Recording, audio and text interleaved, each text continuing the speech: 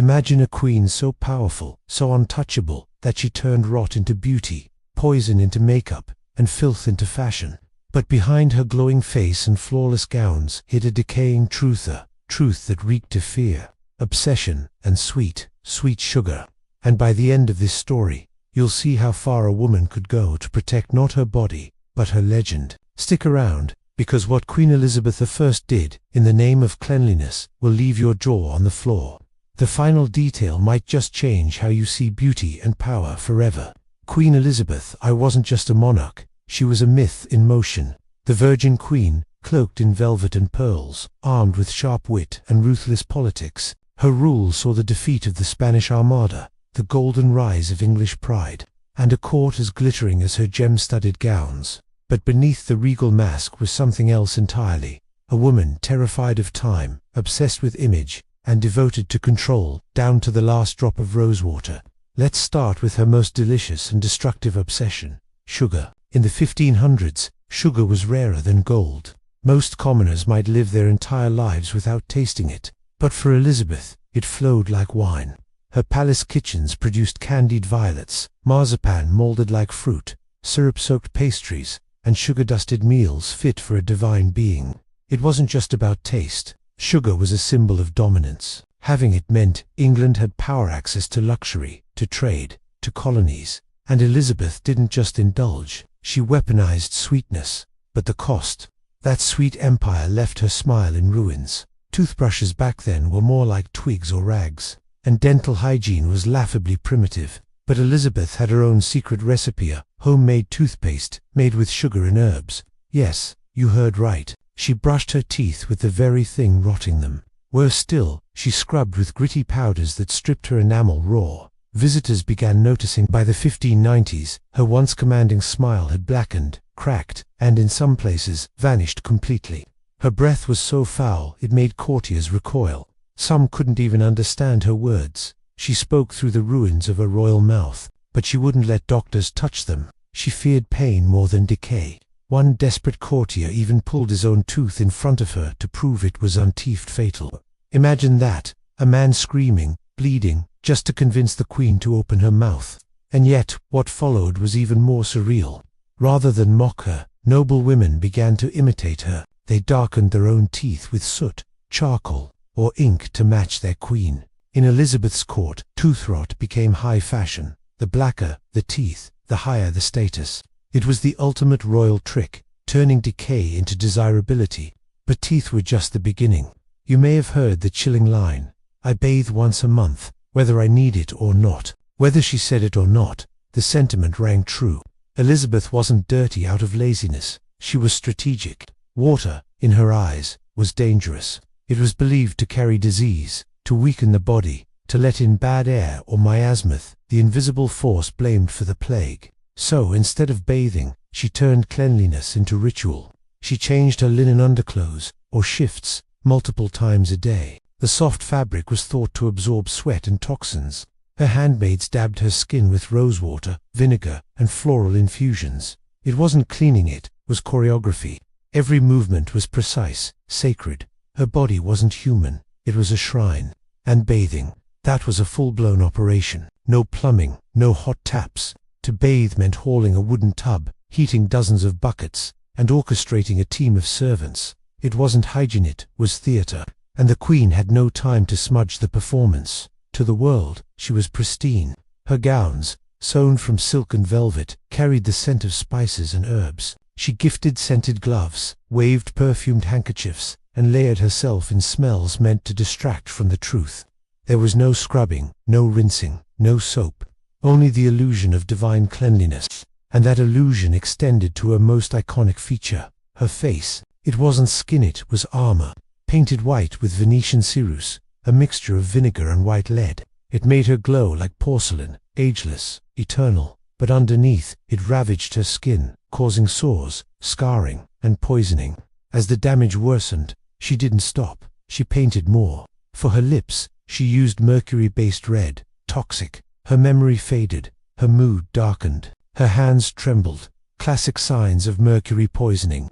But to her, the mask was more important than the flesh beneath it. She refused to age in public. Artists weren't allowed to paint her true face. Instead, they used face patterns from old portraits. Her paintings froze in time, even as her real body fell apart, and in the final years, whispers grew that her face was so delicate, one wrong touch could crack the illusion. She even banned mirrors from her chambers. Why? Because washing away the paint meant exposing the woman underneath. Not Gloriana, not the Virgin Queen, but a tired, broken soul, terrified of becoming human. So you've seen how Queen Elizabeth I wore rot as fashion and painted poison on her face to become a living icon. But if you thought her beauty rituals were strange, wait until you hear what went on beneath her palace floors, 'cause power, as it turns out, has a very dirty smell. Let's pull back the velvet curtain and step inside the real world of Elizabethan hygiene. Trust me, it's not what you see in paintings. From the outside, her palaces were fairy tale castles, marble columns, velvet drapes, gilded furniture. But just one step past the throne, and the illusion cracked. Behind the gold was a sewer. There were no toilets, no plumbing, no sinks. Her most private bathroom was called a close stooler, wooden chair with a removable cushion hiding a ceramic chamber pot underneath. Elegant on the outside, but inside, just a glorified bucket for waste. And here's the twist. It wasn't emptied by a servant.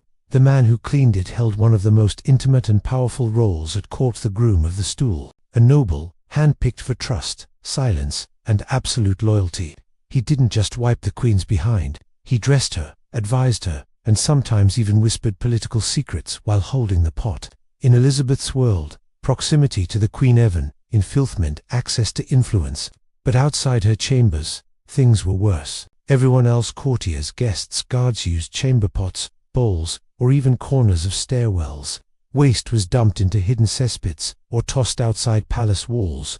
The stench was overwhelming. To fight it, people burned herbs, lavender, rosemary, thyme, and scattered sweet-smelling rushes on the floors. But those rushes were rarely changed. Beneath them, layers of dirt, crumbs, bugs, and human waste rotted slowly in silence. The queen could not escape the smell, so she ran from it. Literally, she moved her court from palace to palace, not just for politics, but to escape the stench. The longer she stayed in one place, the filthier it became. A fresh palace was a clean palace, at least on the surface. But Elizabeth had one weapon left in her war against decaycent. She bathed in perfume, not in tubs, but in air. Her handmaids prepared daily rituals with rosewater, lavender oil, herbal infusions, and vinegar blends, not for cleaning, but for masking. She wore perfumed gloves, carried pomander's metal bowls filled with cloves, ambergris, and musk hidden in her gowns or clipped to her belt. When foul air approached, she raised one to her nose and retreated into her own controlled, fragrant world. This wasn't just comfort, it was a statement. I do not smell like you. I do not sweat. I do not decay. I am the queen. Even her hair was performance. Washing it was rare, almost taboo.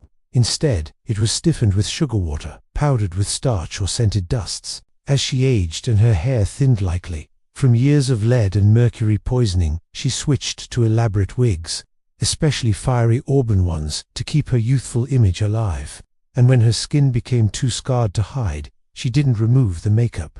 She banned mirrors. No one, not even herself, could be allowed to see the truth. It said she had a servant whose sole job was to powder her shoulders in private, ensuring no glimpse of real skin ever reached the light. Her body was no longer a body. It was a costume, a canvas, a throne of flesh that could never be allowed to crack. In her final years, she carried a scented walking stick, lifting it whenever courtiers passed too closely, not just to block their stink, but to signal dominance.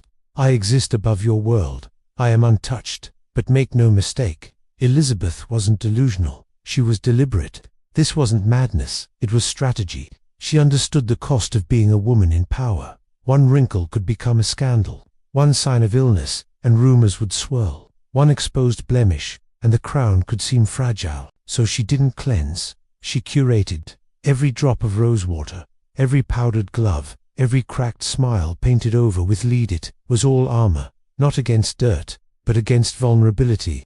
Because in her time, water could do more than make you sick. It could wash away your myth. Some say Elizabeth was vain, that she feared mirrors, that she was addicted to the performance of perfection. But I see something else. I see a woman who watched her mother be executed, who knew a single rumor could end a reign, who saw the court destroy women not because they were weak, but because they were perceived as weak. So she built a wall of scent and paint and powdered silence and ruled from behind it. To her, bathing wasn't just inconvenient, it was dangerous, because to scrub away the mask was to reveal something the world might not forgive, that she was, at the end of the day, only human. And that was the one thing Queen Elizabeth I could never allow herself to be.